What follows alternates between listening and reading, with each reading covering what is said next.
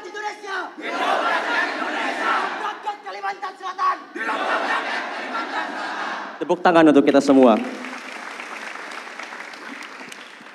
Izin Pak Anies, saya menggebu-gebu kalau ketemu sama Mas Anies hari ini.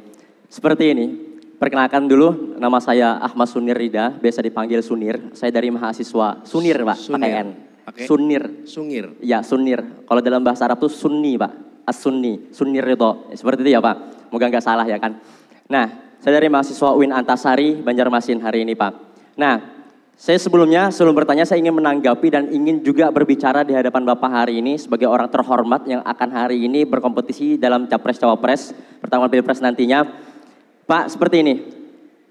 Saya kira Bapak Anies ini adalah salah satu dari Capres-Cawapres yang berani untuk adu gagasan bersama pemuda-pemudi di Kalimantan Selatan.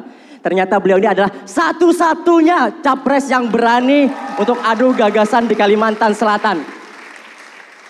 Dengan kata semoga, saya juga berharap yang lain juga seperti ini Pak. Cuman agenda seperti ini sangat luar biasa bagi saya. Karena cuman Bapak yang hari ini untuk menerima adu tantangan, adu gagasan bersama dengan mahasiswa. Oke Pak, saya ingin sebutkan dulu. Semua yang ada di sini, mayoritas mahasiswa-mahasiswi yang menggunakan izin dispensasinya dari perkuliahannya hanya untuk datang ke tempat Pak Anies.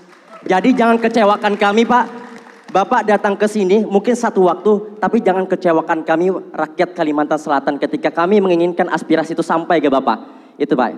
Oke, Bapak Anies ini santernya dikenal di laman-laman website dan juga dikenal di beberapa media sosial anti oligarki kawan-kawan. Anti oligarki, paling nggak suka dan beliau ini melawan oligarki, katanya seperti itu. Nah Pak, kalau memang ini bukan gimmick Pak, ini bukan gimmick dan ini bukan clickbait, bahwa Bapak melawan oligarki hari ini, maka saya adalah orang pertama yang bakal mendukung dan mendorong Bapak untuk jadi presiden kalau seandainya memang benar ingin melawan oligarki.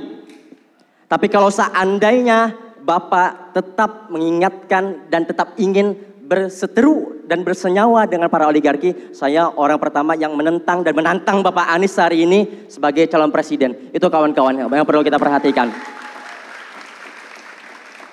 Pertanyaan saya seperti ini Pak, kita kembali lagi, mohon maaf sensitif, membahas mengenai ibu kota Nusantara.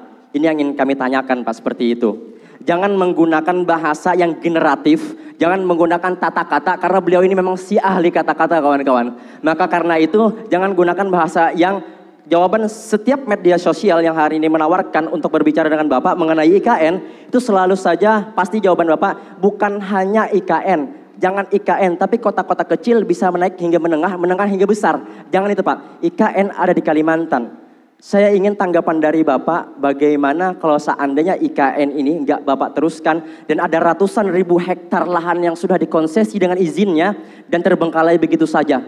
Bagaimana tanggapan Bapak? Saya mewakili anak-anak Kalimantan hari ini, karena saya orang asli Kalimantan, saya primordial hari ini.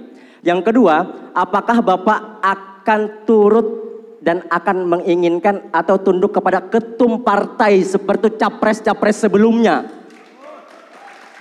Kalau seandainya satu waktu Bapak terpilih menjadi calon presiden, apakah Bapak akan ikut turut atau menerima tunduk kepada ketum partai yang mengusung Bapak? Yang terakhir Pak, ini menjadi masalah kami bersama, Undang-Undang ITE.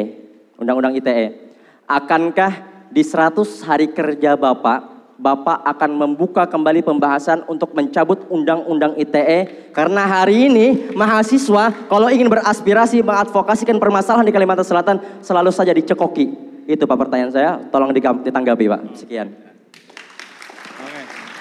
Oke. Makasih Bung Sunir.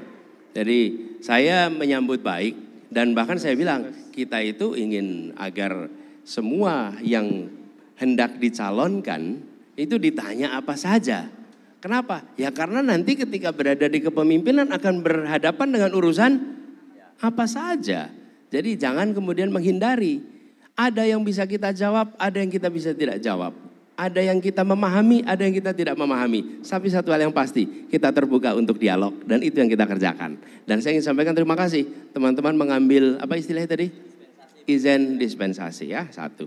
Dan yang kedua, tadi ada pertanyaan, apakah Anda akan melawan oligarki? Tidak. saya akan melawan ketidakadilan. Itu yang akan saya lawan. Oke? Kenapa? Saya tidak mau menjadi memusuhi satu pihak. Saya tidak memusuhi siapapun. Tetapi bila Anda melakukan hal yang tidak berkeadilan, maka tugas negara adalah menghadirkan keadilan. Jadi bukan subjeknya yang harus dilawan. Yang harus dilawan itu adalah prinsip ketidakadilan. Dan kita menyaksikan ada banyak ketidakadilan hari ini. Karena itu saya mengatakan perjuangan kami adalah menghadirkan keadilan. Dan dalam kami menggunakan istilah membesarkan yang kecil tanpa mengecilkan yang besar. Oke? Itu dalam semua prinsip. Menguatkan yang lemah tanpa melemahkan yang kuat. Dan itu yang harus kita lakukan. Tapi kalau kita sudah memutuskan saya mau melawan dia, maka kita jadi subjektif. Kita jadi diisi dengan kebencian. Kita bekerja dengan rasa marah. Kita bekerja dengan perasaan permusuhan. Republik ini sudah terlalu banyak permusuhan. Republik ini terlalu banyak dipompa dengan emosi-emosi yang membelah. Karena itu saya katakan kita ingin menghadirkan keadilan. Gitu ya. Lalu yang ketiga, IKN. IKN itu undang-undang. Oke? Sudah ditetapkan sebagai undang-undang. Karena itu saya katakan sebagai undang-undang sudah jelas. Sekarang ada sumber daya nih. Ada anggaran 400 sekian triliun. Mau dipakai untuk apa? Ya, mau dipakai untuk satu titik yang dimanfaatkan oleh pegawai negeri, oleh ASN yang nanti berada di situ apa? Aparat pemerintah. Aparat pemerintah yang berada di situ. Orang yang bekerja untuk negara. Di saat rakyat kita hari ini membutuhkan tambahan puskesmas, membutuhkan tambahan sekolah. Anak yang putus sekolah karena kurang sekolah masih banyak. Jadi bukan soal IKN-nya, ini anggaran kita mau dipakai untuk apa sekarang? Hari ini kita masih punya PR begitu banyak yang pada waktu sekarang urgen untuk diselesaikan. Guru honorer kita belum diangkat karena katanya anggarannya kurang. Kenapa anggaran itu tidak dipakai untuk mengangkat guru-guru honorer kita? Sehingga itu bisa menjadi guru. Jadi bukan soal IKN-nya, ini kita punya anggarannya nih, mau diapakan? Kalau anggaran itu tidak diselesaikan, digunakan untuk urusan yang prioritas, oke? Tapi urusan yang simbolik. Simbolik. Ada di sini, kita semua ikut bangga, kita semua ikut bersyukur, tapi bicara persoalan urgen di negeri ini masih banyak urusan yang harus diselesaikan. Jadi undang-undangnya sudah ada. Tinggal soal kapan kita menuntaskannya, mengikuti kemampuan ekonomi kita. Dan itu yang saya maksud, ada urusan yang urgen. Bagaimana kita menjelaskan pada guru-guru yang tidak diangkat karena kita kekurangan anggaran, pada saat yang sama kita sedang membangun istana untuk dipakai seorang presiden. Gimana menjelaskannya itu? Sulit kita. Jadi sekali lagi bukan soal IKN-nya, ini soal anggarannya nih, mau dikerjakannya kapan gitu ya. Lalu soal ketua umum partai. Bung Sunir, saya beberapa kali menyampaikan cara kami bertugas di Jakarta. Karena cara kami bertugas di Jakarta, cara mengambil keputusan mungkin itu bisa digunakan sebagai dasar dalam menilai. Apa cara mengambil keputusan yang kami lakukan? Saya memutuskan berdasarkan 4 prinsip. 1, prinsip keadilan. Prinsip keadilan. Bagaimana prinsip keadilan itu ditegakkan dalam keputusan apapun. Yang kedua adalah kepentingan umum, public interest. Di mana itu? Yang